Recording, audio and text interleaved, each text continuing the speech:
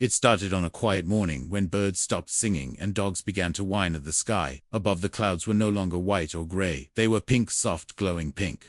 Like cotton candy stretched across the heavens, people came out of their homes pointing cameras, calling their families, asking questions they had no answers for. No one did. The news stations went silent. Planes stopped midair, frozen like toys in the sky. And from the oceans, from the deserts, from the forests, they came. The ships were not loud. There was no fire or smoke. They did not fall. They glided with grace, like queens entering a ballroom, each ship round and smooth.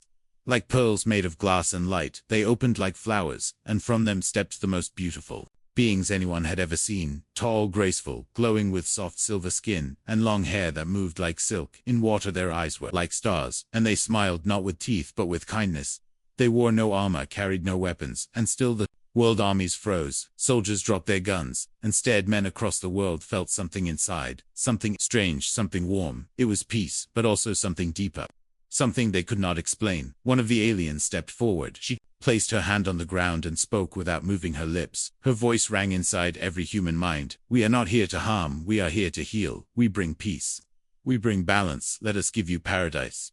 People did not believe it at first, but then the hunger stopped. Food grew from the soil overnight. The sick were healed by simple touch. War zones fell silent as weapons turned to dust. No one knew how, but it happened. Factories cleaned themselves. Air became fresh. Cities began to shine. Like new dreams began to return to those who had forgotten how to dream, and at the center of it all were the beautiful alien women. Jack was a reporter. He had seen war, hunger, lies, and pain. He did not trust easily, but even he felt his heart soften. When he met Lyra, she was not like the others. Her smile was not just programmed, it felt real. She looked into his eyes and asked, "Would you like to walk in peace with me?" Jack did not answer at first, but something in him said yes. He followed her through streets that once smelled of smoke, now filled with flowers and music. Men were given homes, not cages. Homes made of soft light and sound. Food arrived fresh every day. No one needed to work unless they wanted to. Music played in every corner of the new cities. Children laughed again. Crime vanished. Prisons were turned into gardens, and everywhere the alien women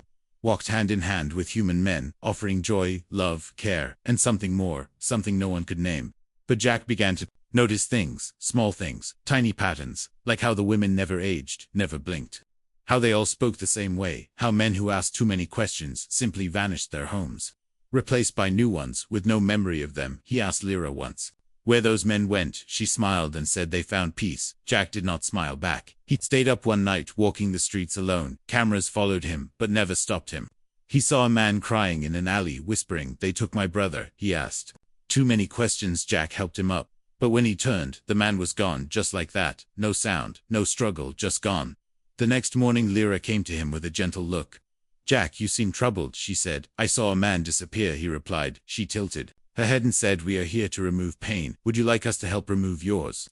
Jack stepped back. Something in him wanted to run, but he stayed. He had to know the truth. He turned on his recorder and asked one question. "What do you really want with Earth?" Lyra's smile did not fade, but her eyes changed for just a second. "Something cold, something ancient, like a machine waking up." Then she said, "To make it better for you." All that night, the sky turned deeper pink, almost red. Jack looked up and whispered to himself, "This is not heaven, this is something else." And he did not sleep that night, not even for a minute. 5 years later, Earth did not look like Earth anymore. Cities floated, rivers glowed, and tall towers of crystal sang with light. The skies were pink in the morning, and purple at night, and everywhere walked the alien women with calm faces and slow steps. Each one perfect, each one smiling, and every man had what he wanted, but not what he needed. Jack sat on a soft silver chair in his dream house. Trees whispered outside his window. Birds with glowing wings sang music, made the walls dance. He had food whenever he thought about it, and he had Lyra, the alien woman, who never aged, never frowned, never said no. But Jack did not smile like other men. He watched the world and he listened. There were no more schools, only memory beams, no more jobs, only dream programs.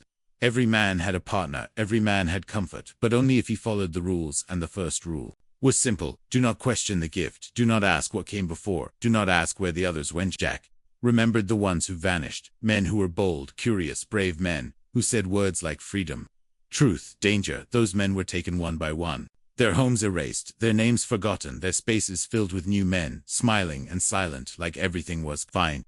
He spoke less now, even to Lyra. He asked questions in his mind and waited for answers in the sky, but the sky only smiled back. One day, a man he had never seen before came to him. The man walked slowly, With a limp, his clothes were old, his eyes were clear, he said, "Jack, I remember you, I remember Earth before this, and I remember the ones they took." Jack stood frozen. The man handed him a small chip. It glowed for a second, then vanished into dust before Jack could speak. The man turned and walked away, vanishing into a wall like mist. Jack felt his pulse race. He went inside, locked the doors, and waited at midnight. Jack placed his palm on the table. The light bent and showed a hidden screen. From the chip words appeared, lines formed, names, places, things he did not understand, and a title at the top read Phase 2 activations soon begin.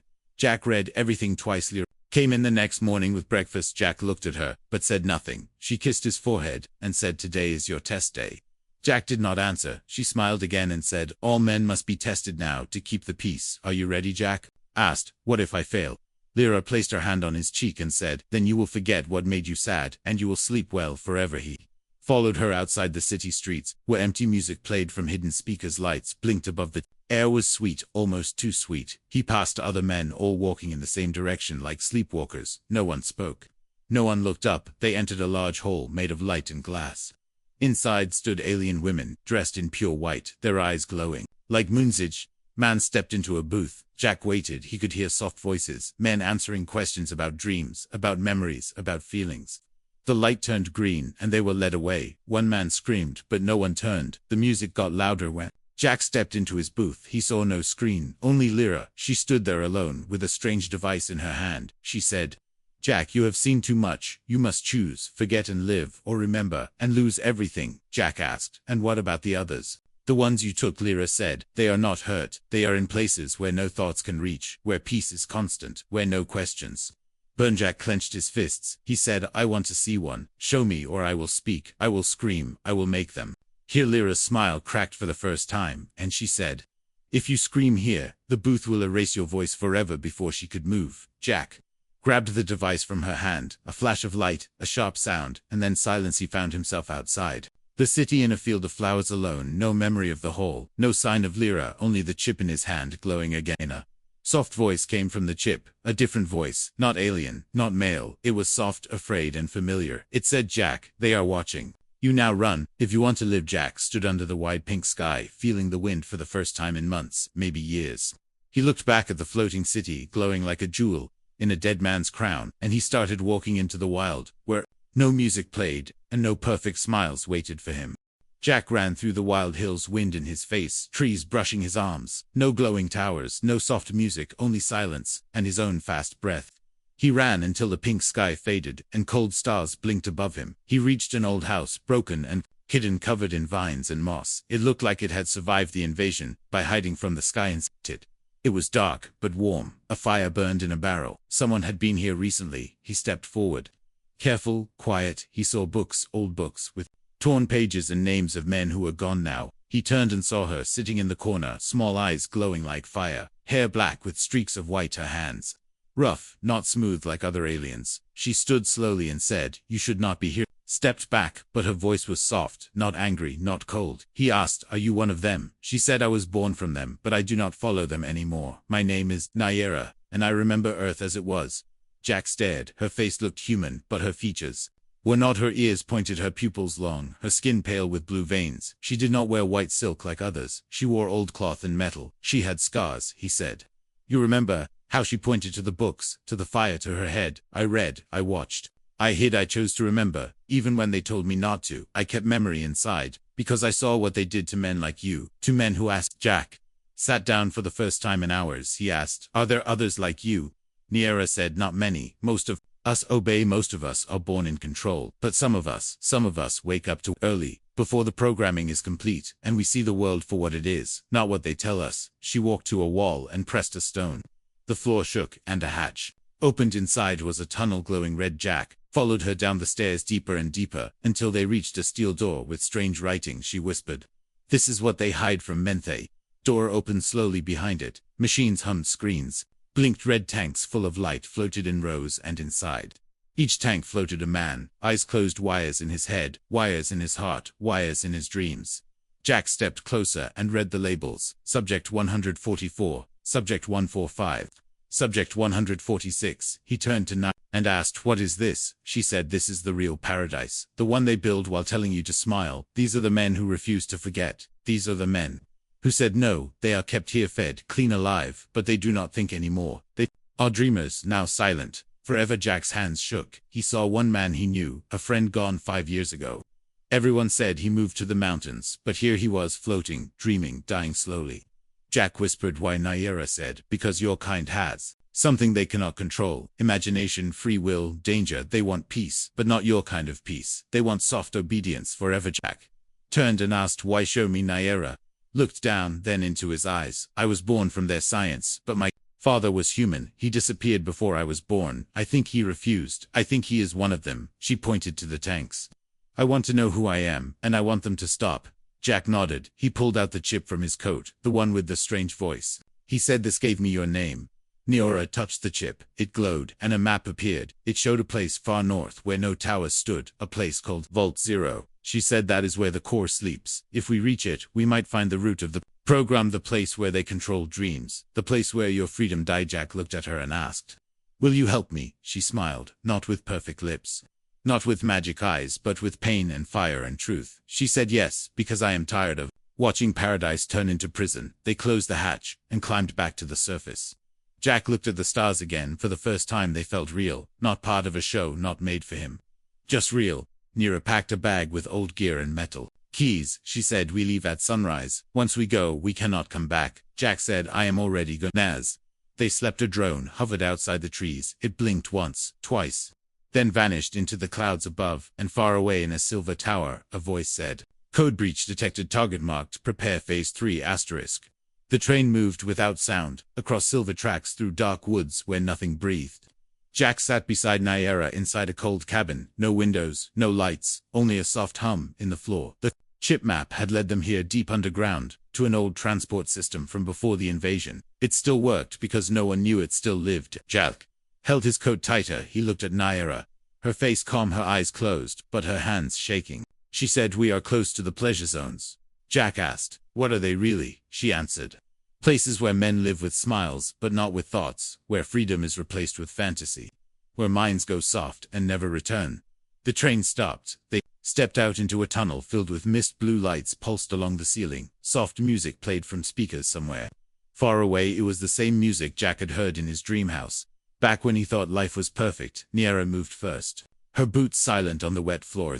They reached a gate guarded by 2 alien women in white armor, their faces blank, their eyes glowing green. One raised a hand and spoke in a voice that echoed authorization. "Code required." Niera stepped forward and said, "Code 9, Echo 12." The guards did not move for 5 seconds, then the gate opened without sound. Inside was a city built from light and illusion gardens, with floating trees, fountains that sang, pools where men laughed and played and never stopped laughing. Jack saw hundreds of human males, all smiling, all relaxed, none looking up, most sitting with 1 or 2, or even 3 alien women who held them, kissed them, whispered things in their ears, and fed them with hands glowing with pleasure. Light whispered, "Are they prisoners?"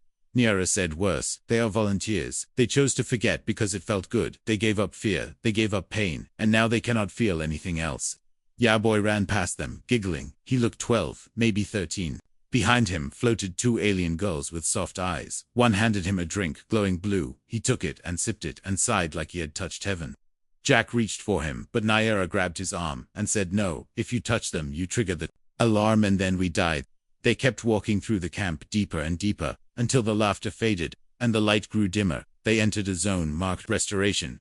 Only inside men sat in chairs, eyes open, but minds empty, wires in their skulls, cables in their arms above them. Screens showed dreams, perfect dreams of love, power, joy, all fake, all forever. One screen caught Jack's eyes. It showed his old apartment, his mother cooking, his dog wagging its tail, his younger self smiling. He stepped closer and whispered, "They recorded our memories. They turned them into traps." Niara pointed to the wall behind the chairs, a large door marked Core Access Level 1, she said. "That door leads to the system that controls their minds, but we need a code. Only someone high inside can give it." Jack asked, "Who?" She said, "My mother." Before all Jack could speak, a sharp sound rang through the air, alarms low and deep, the kind that do not scream but whisper danger. Red lights flashed. A voice said, "Security breach. Section 9, restore order now." Niara pulled Jack into a maintenance shaft, crawling fast, wires sparking above them, heat rising from below. Behind them, boots thudded on the floor, alien guards chasing without speaking, their eyes now red, not green, not soft anymore. They reached a small hatch. Niera pushed it open. They dropped into a dark tunnel filled with cold air and strange smells. Jack coughed. She held a finger to her lips and said, "They know we are here, but they do not know why. That gives us time." They moved again, this time toward the outer shell of the pleasure camp. They climbed an old tower with broken glass from the top. Jack saw the truth. The camp was only one of many, stretching for miles like a web, each glowing, each filled with men lost in dreams, each guarded by soft smiles and hard machines. Jack whispered, "How many?" She said, "More than you want to count, maybe more than are left outside. This is not a paradise. This is a breeding farm, a zoo, a prison with pillows." Jack turned to her. "What now?" Niera looked up at the stars. "You must meet her. My mother, she is not like me. She still believes in the dream, but she also believes in bloodline, and I am her daughter." The tower shook. Explosions in the distance, smoke rising, red lights turning the pink sky into a warning screen. A voice said, "All exit points sealed. Intruders located. Begin lockdown sequence." Niera pulled a cord from her belt. A flare shot into the sky. A moment passed, and then a ship appeared, black and fast with no markings. It hovered above them. A hatch opened, and a voice said, "Get in. If you want to stay free." Jack jumped in. Niera followed. The hatch closed, and the ship vanished into the clouds below. The camps kept glowing, and the men kept smiling, never knowing what had almost happened. The ship flew low through black clouds, its engines silent, its body covered in shadows. No lights, no signal, only speed inside. Jack sat holding a handle as the floor shook and cold air crept around him. Niera stood near the window, watching the glowing camps far behind them. She said, "We are going to the last bunker, the place where the old resistance still breathes, if they are still alive." Jack asked, "How do you know they will help us?" She answered, "They will not help you, but they will listen to me, because I am proof that their fight was not wasted, not yet." They landed in a valley filled with metal trees and hidden towers. Sensors blinked and turned as they walked through smoke and silence.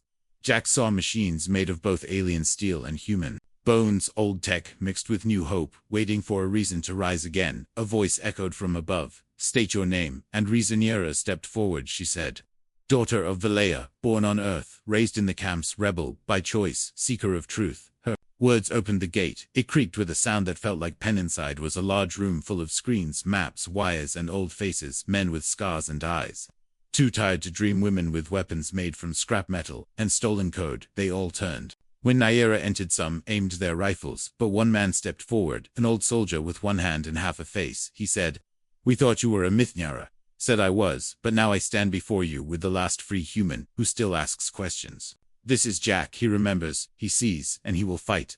The man looked at Jack and asked, "What do you want to save?" "We lost everything," Jack answered.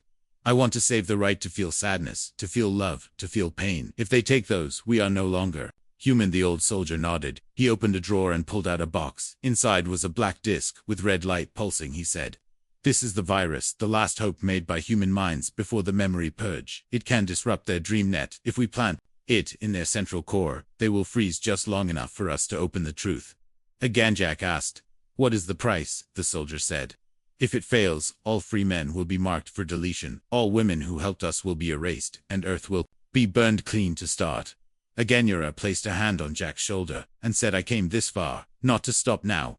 I will go with you, even if it kills me." They trained for 3 days inside the bunker, learning the alien paths, memorizing the patterns, studying the codes. They built suits to hide their heat-fake implants, to fool the scanners, and a route that would take them deep into Vault Zero, the root of the DreamNet, the place no human had entered, and returned. On the 4th night, the sky turned green. The resistance knew it meant Phase 3 had begun soon. All remaining men would be pulled into the camps by force. Through fake emergencies, promises of love, or threats of isolation, they would be brought into sleep one by one. Jack stood before a wall covered in old names, some scratched out, some glowing. He added his own with fire, not ink. He said, "If I die, someone will still read my name." And no, I did not go quiet. Niera came to him with a crystal. She said, "This holds a recording of my true voice, my real memories. If I fall, take it to my mother, show her what I became. Maybe then she will see the cage she built." The team prepared to leave 6 humans, 3 hybrid rebels, and 1 machine made from a broken alien guard. They moved at night in silence through the forgotten tunnels under old cities. Jack saw shadows of the world before: candy wrappers, toys, books now buried under dust, and broken dreams. They reached the edge of the vault, guarded by drones floating like ghosts. They waited for sunrise, when the scan grid would reset for 10 seconds, only 10 seconds of blind time. Jack held the virus tight against his chest, his heart beating fast, his thoughts screaming louder than bombs at the signal. They ran across the field. Lasers sliced behind them, walls shifted, guns rose from the ground. One rebel fell, her scream was cut short by silence. They reached the gate, and Naira used her blood to unlock it. The door opened, and the vault swallowed them whole. Inside was silence. Pure silence, a place built to control sound, emotion. Light thought. Every wall was alive. Every floor breathing, every hallway designed to calm fear. But Jack felt cold, not calm. He looked at Naira and saw her eyes full of tears. She said, "We are walking through a god's mind now. If we fail, it will never forget us." They reached the final door. Behind it, the core behind it, the lie that became a paradise, and now waited to crush what was left of truth. The door opened without sound, revealing a room shaped like a heart, with walls pulsing like veins. Light moved in soft waves across the floor, and in the center stood the core. A living machine wrapped in memory coils, thousands of red strands connecting it to the dream net across the world. It hummed gently like a lullaby, too sweet to trust. Jack stepped forward, holding the virus in his hand. Every part of him wanted to stop, turn around, forget everything, but the thought of silent men in glowing camps pushed him onward. Naira placed a hand on the nearest coil, her skin glowing with soft blue light, her eyes full of fear and rage. She said, "We do this now, before they see Usta."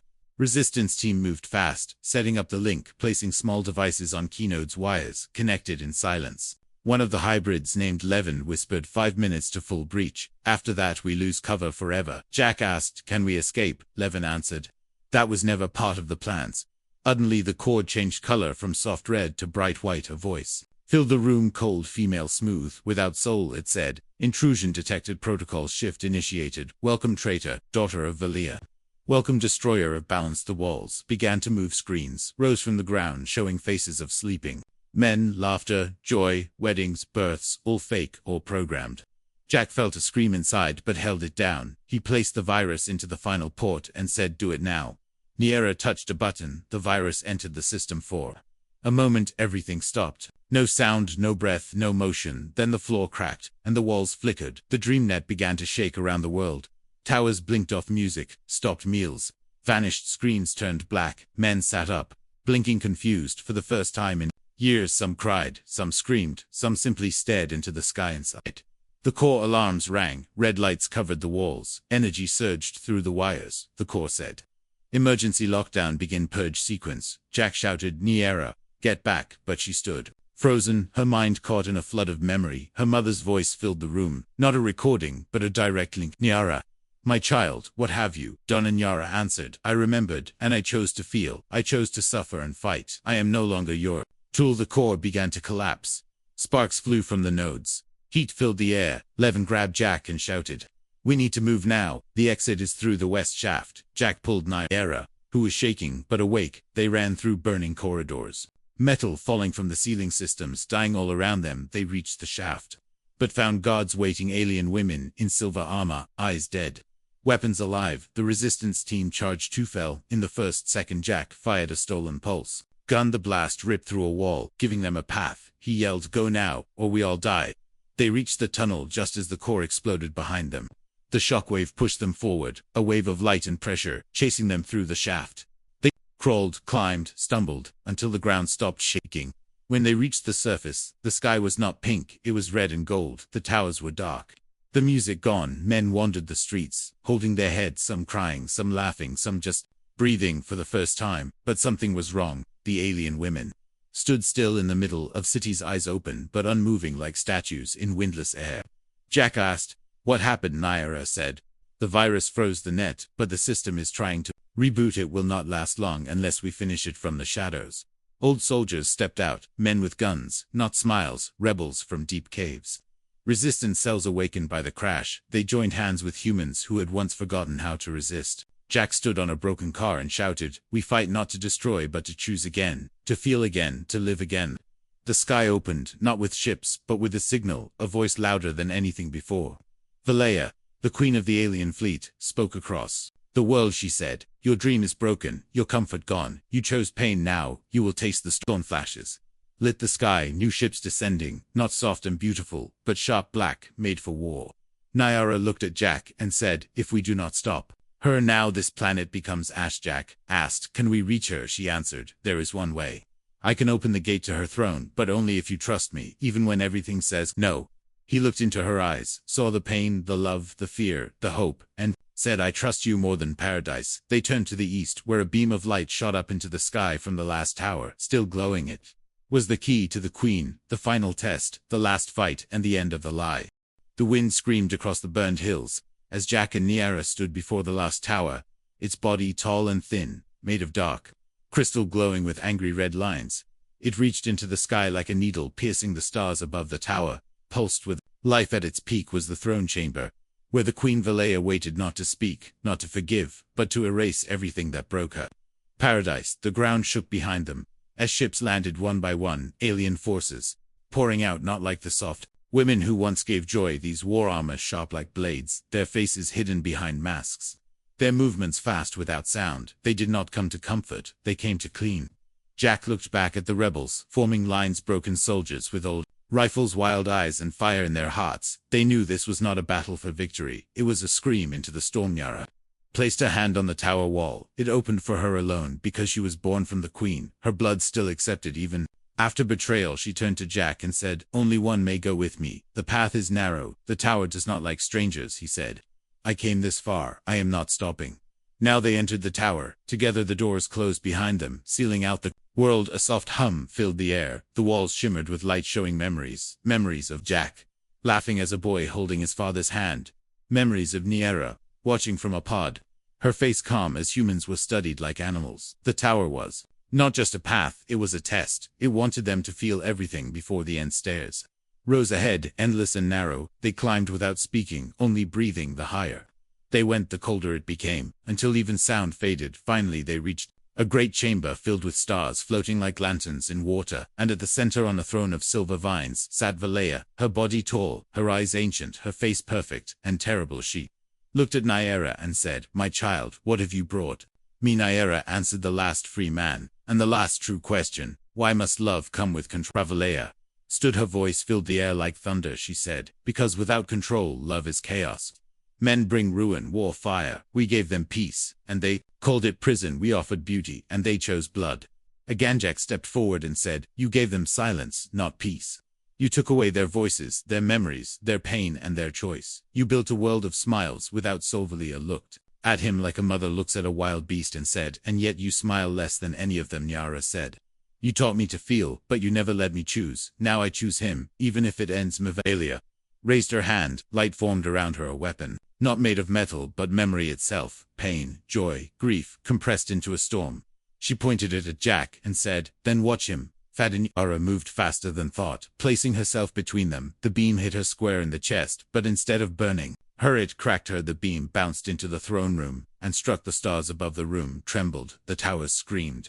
Nyara fell. Jack caught her in his arms, her body shaking, eyes full of light. She said, I still remember your hand in mine back in the tunnel. I still remember the way you said my name, and I remember I was more than what she made me. He kissed her, her lips cold, her breath slow, and she smiled one last time before her eyes dimmed. The tower began to fall, red light turning black. Valea screamed, not in rage, but in grief. She stepped back and said, what have you done? Jack stood, his hands glowing with Nyara's memory. Crystal, the final key. He placed it into the throne and whispered, she was your daughter, and you never knew her. The tower collapsed from within, sending waves through the net, across the world. Alien ships froze in the sky, soldiers stopped in place. The dream net shattered completely, not just broken, but dead men across Earth opened their eyes for the first time, really opened them, and saw the world raw and real. Jack crawled out of the tower, ruins bleeding, but alive behind him.